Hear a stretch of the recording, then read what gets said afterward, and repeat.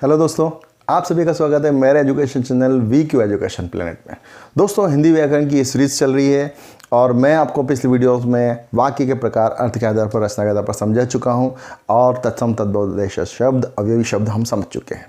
आज की वीडियो का टॉपिक है कारक। कारक समझना ज़रूरी है। 10th बोर्ड के बच्चे जानते होंगे कि समास हमारा टॉपिक, अगला टॉपिक हमारा समास ही होने वाला है। समास में एक समास है तत्पुरुष समास, और तत्पुरुष समास में कारक विभक्ति का लोप होता है। वहाँ कारक विभक्ति क्या होती है, जब ये क्वेश्चन आएगा तो हमें पता होना चाहिए कारक या कारक विभक्ति होती क्या है। तो इसलिए एक टॉपिक मैंने सोचा कि पहले ये कवर करवा देता हूँ, फिर मैं समास पर आऊँगा, समास को लेकर वीडियो बनाऊँगा। तो आज का टॉपिक है हमारा कारक। तो समझते हैं कारक। दोस्तों, कारक होता क्या है वाक्य में? देखिए, वाक्य में कोई वाक्य है जिसमें कोई काम हो रहा है, ठीक है, उसमें संज्ञा और सर्वनाम यूज़ किए जाते हैं, ठीक है। और संज्ञा सर्वनाम का वाक्य के दूसरे शब्दों के साथ जो संबंध होता है उसे हम कारक कहते हैं। आप समझ गए? संज्ञा या सर्वनाम का वाक्य के दूसरे शब्दों के साथ जो संबंध होता है उसे हम कारक कहते हैं। एग्जाम्पल के तौर पे मैं आपको समझ रहा हूँ, यहाँ आप एक बार डेफिनेशन इसकी देख लीजिए। संज्ञा सर्वनाम का वाक्य में दूसरे शब्दों के साथ जो संबंध होता है उसे कारक कहते हैं। ये लिख लीजिए, दिमाग में बिठा लीजिए कि संज्ञा और सर्वनाम का वाक्य के दूसरे शब्दों के साथ जो भी संबंध होता है उसे हम कारक कहते हैं। इस संबंध को प्रकट करने के लिए जो चिन्ह लगाए जाते हैं उन्हें विभक्ति कहते हैं।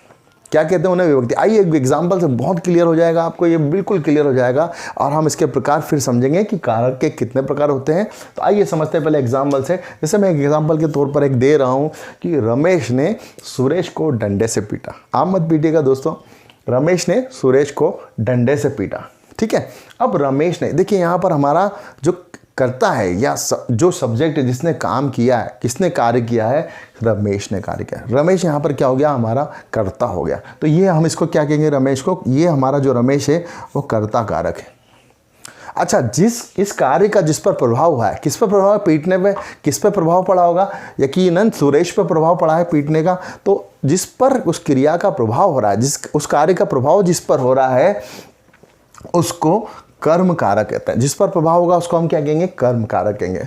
अच्छा, जिसके द्वारा कार्य किया जा रहा है, जिसके द्वारा वो काम किया गया है उसे हम करण कारक कहते हैं। आप समझ गए? जिसके द्वारा काम किया जाए। तो यहाँ पर क्या हुआ? रमेश कर्ता कारक हो गया, सुरेश कर्म कारक हो गया, और डंडा यहाँ पर क्या होगा? डंडा जो है करण कारक हो गया। आपको समझ में आया क्यों हम इसको इनका संबंध बता रहा? दूसरे वाक्यों के साथ का क्या संबंध है कि ये दूसरे वाक्यों के साथ यहाँ पर कर्ता का संबंध है, ये सुरेश का यहाँ पर इसके साथ कर्म का संबंध है, और डंडे का इस वाक्य से करण का संबंध है। अच्छा, इन चिन्हों, इस संबंध को प्रकट कौन से चिन्ह कर रहे हैं? देखिए, इसको कर्ता बताने के लिए हमने ने शब्द का यूज़ किया है। किस शब्द का यूज़ किया है? ने शब्द का। तो यहाँ कर्ता की विभक्ति, कर्ता कारक की विभक्ति क्या हो गई है? ने। तो कर्ता ने।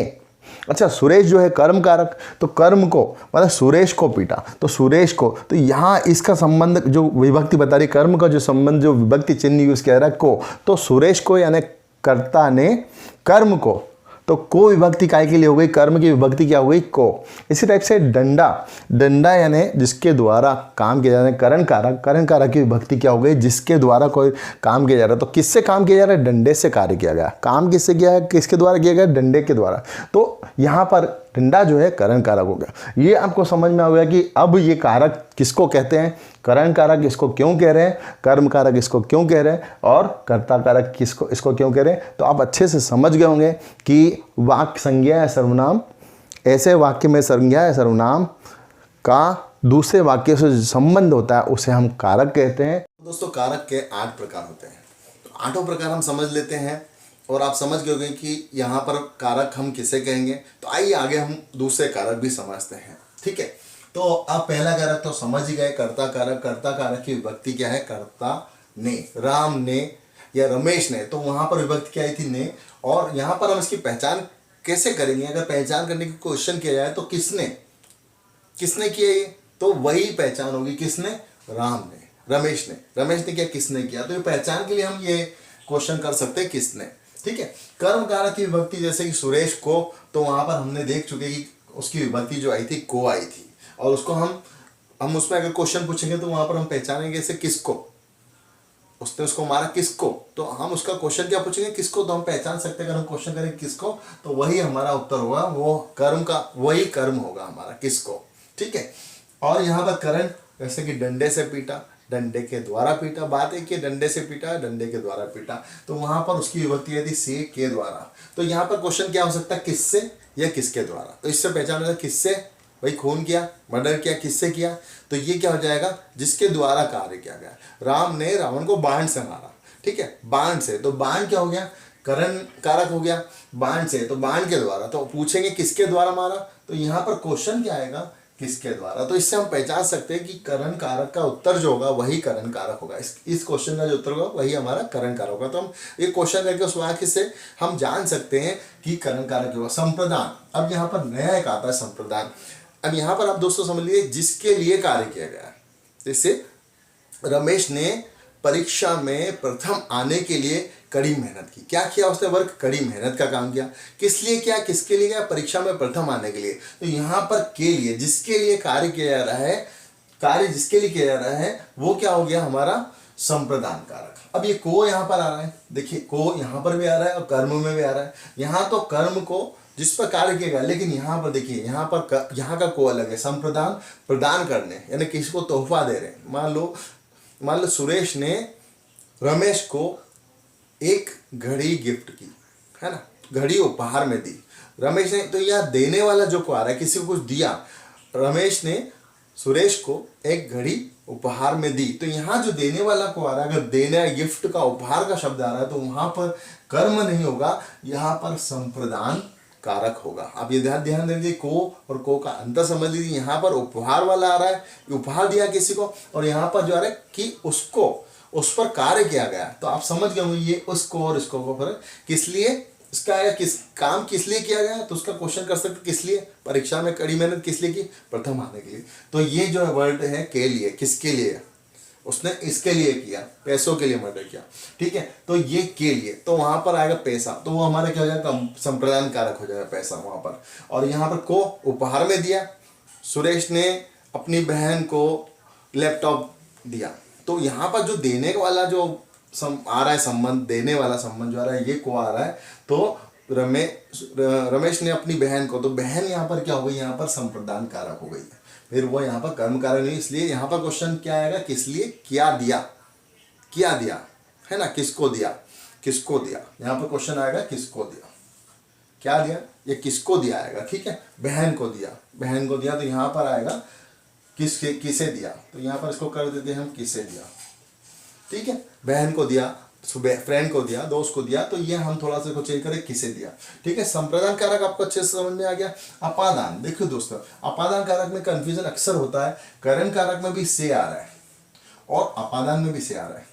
अब यहाँ पर करण कारक में एक साधन है जिसके द्वारा क्रिया की गई, लेकिन यहाँ जो से आ रहा है ना, ये आप ध्यान से सुन लीजिए, यहाँ पर जो से आ रहा है ये अलग होने के हिसाब से आ रहा है। जैसे मोहन छत से गिर पड़ा, पृथक था, अलग हो गया, वहां से उसकी पोजीशन चेंज हो गई। छत पे था, छत से सीधा धमाक से नीचे आके गिर गया, ठीक है। आप छत पे जाए तो जरा संभल के जाइएगा, ठीक है। ये मोहन छत से गिर गया, अब वो वहां से अलग हो गया। सुरेश सोते वक्त रात को पलंग से गिर गया, अब वो पलंग से गिर गया, रात में वहां से गिर गया, तो वहां से अलग होकर कहा उसकी पोजीशन। तो अलग होना की जहाँ इंप्रेशन, जहाँ अपना मीनिंग समझना है हमको, कि वहां अलगाव वाला होना चाहिए। पेंसिल मेज से गिर पड़ी, है ना, दूध गिलास से धुल गया, या सांप अपने बिल से बाहर निकल गया। तो ये सब कहाँ से कहाँ जा रहे हैं, अपनी अलग जगह जा रहे हैं, ठीक है। मतलब चेंज हो रहा है, अपनी स्थिति चेंज कर रहे हैं। तो ये जो स्थिति चेंज वाला है, ये वाला से आप ध्यान रखिएगा। इस से में क्या है, वहाँ साधन है, उसके द्वारा वो काम किया जा रहा है। किससे, उसने उसको डंडे से पीटा, वो साधन है उसका, वहाँ अलगाव वाली बात नहीं हो रही है। लेकिन यहाँ वाला जो से है, अपादान में जो फर्क आता है, अपादान का पृथकता का मीनिंग है और अलग होने के अर्थ में से का मीनिंग लिया जाएगा। तो ये अपादान कारक होगा। आप समझ गए, ठीक है, अच्छे से समझ गए। अब यहाँ पर संबंध, जैसे यहाँ पर रिलेशन की बात आती है, जैसे कि संबंध कैसे होता है। जैसे कि वह मोहन का बेटा है, वह मोहन की लड़की है, ठीक है। यह मेरा कमरा है, तो यहाँ पर का, की, के, ये वो अपने वह उस डॉक्टर का लड़का है, ठीक है। और यह मेरा कमरा है, वह उसकी पुस्तक है, वह मेरी किताब है। इस तरह से बहुत सारे सेंटेंस। तो ये किसका, ये मतलब किसका, ये बता रहे कि रिलेशन, वो किसकी चीज़ है, किसका है, वो बेटा है तो किसका है, क्वेश्चन क्या बचा, किसका, किसकी, तो वो मेरा बेटा है, तो मैंने कहा मेरा, तो वो क्वेश्चन क्या बचा, किसका बेटा है ये, तो कहेगा ये मेरा बेटा है। तो यहाँ पर संबंध कारक होता है कि वह मेरा बेटा है, तो यहाँ पर क्या, वह मेरा बेटा, तो यहाँ पर रा री रे आएगा, का की के, तो ये यहाँ पर क्वेश्चन से हमको पता लग जाएगा कि संबंध कारक हमको पता लग जाता है। ठीक है, अब यहाँ पर अधिकरण, अब यहाँ पर देखिए किताबें मेज पर रखी है, किताबें मेज पर रखी है, कहां पर रखी है, उसकी पोजीशन पता लग रही है, स्थिति पता लग रही है, तो मेज पर, तो मेज क्या हो गया, अधिकरण कारक हो गया। ठीक है, और उसकी विभक्ति क्या आ गई, पर आ गई। रुपए तिजोरी में रखे हैं, रुपए तिजोरी में रखे हैं, रखे हैं तिजोरी में। ठीक है, तिजोरी में रखे हैं, तो तिजोरी यहां पर क्या हो गई, अधिकरण कारक हो गई, यहां पर क्या हो गया, अधिकरण कारक, और उसकी विभक्ति अधिकरण कारक की क्या हो गई, में। पर किताबें मेज पर रखी हैं, तो मेज के ऊपर रखी है, मतलब स्थिति बता रही है कि मेज पर रखी है किताबें, तो यहाँ पर स्थिति बता रही है, तो अधिकरण कारक क्या होता है, जहाँ स्थिति, किताबें मेज पर रखी, तो मेज यहाँ पर हो गया अधिकरण कारक, और पर जो हो गया अधिकरण कारक की विभक्ति होगी। मेरे ख्याल से आपको बहुत अच्छे से समझ में आ गया होगा। इसके अलावा एक और हमारा कारक होता है संबोधन कारक, जैसे हम किसी को बोलते हैं हे भगवान, अरे ओ इधर आओ, अरे इधर आओ, ऐसा बोला, तो ये संबोधन कारक होता है। ओहो ये क्या हो गया, तो ये जो कारक है ये आखिरी का कारक है, इसे तो हम आसानी से पहचान सकते हैं, वाक्य के शुरू में लगेगा हे अरे ओ, ये वाक्य के शुरू में लगेगा, और इस तरीके से हम संबोधन कारक को भी पहचान सकते हैं आराम से। तो मेरे ख्याल से दोस्तों आपको ये कारक समझ में आ गए, और कारक की जो विभक्ति है इसको कैसे याद करेंगे, इसको ऐसे याद करेंगे, कर्ता ने कर्म को करण से के द्वारा, संप्रदान को के लिए, अपादान से, संबंध कहाँ की के, रारी रे, अधिकरण में पर, संबोधन कारक है अरे ओह। ऐसा करके आप इसको एक बार में रट लीजिए और याद कर लीजिए, ये सारे कारक याद हो जाएंगे और ये कारक की विभक्ति याद हो जाएगी। तो तत्पुरुष समास जब हम पढ़ेंगे, जब हम कारक विभक्ति की वहाँ पर बात करेंगे, तब आपको पता होना चाहिए कि कारक विभक्ति क्या है, और समास हम अच्छे से समझ पाएंगे। दोस्तों ये वीडियो आपको कैसा लगा कमेंट्स करके बताइएगा ज़रूर, और आपकी लाइक्स और हमारा हौसला बढ़ाती है। आप इस वीडियो को अच्छा लगा तो आप लाइक ज़रूर कीजिएगा, और अपने दोस्तों के साथ शेयर कीजिएगा। दूसरों की मदद करेंगे तो हमेशा आगे बढ़ेंगे, और हमारा एक ही टारगेट है आपको हिंदी व्याकरण आसान करना आपके लिए, और आपका परसेंटेज बेहतर से बेहतर बनाना। दोस्तों देखते रहिए हमारा channel VQ education channel, subscribe कीजिए और लाइक कीजिए। टिल देन अगले वीडियो में मिलते हैं, टिल देन बाय बाय।